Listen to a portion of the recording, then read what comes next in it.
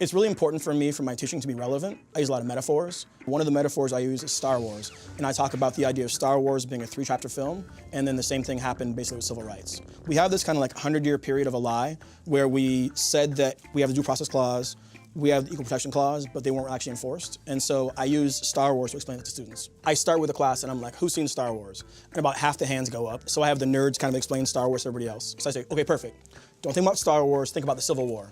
So a long time ago in a galaxy far, far away, about 1860, we had the Civil War. And at the end of the Civil War, there's a big celebration. Chewbacca's like, right? And we passed the 14th Amendment.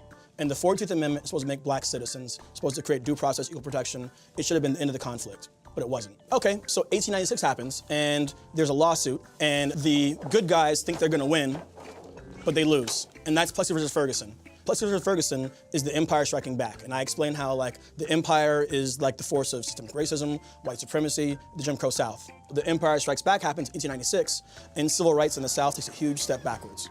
And so we have this period of civil rights that happens, where these lawsuits go back and forth, and we end up in 1954 with Brown versus the Board of Education.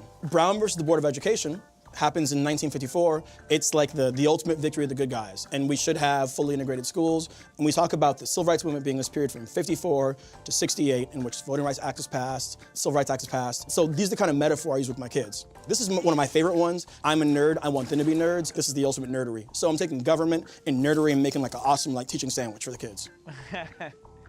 Amazing.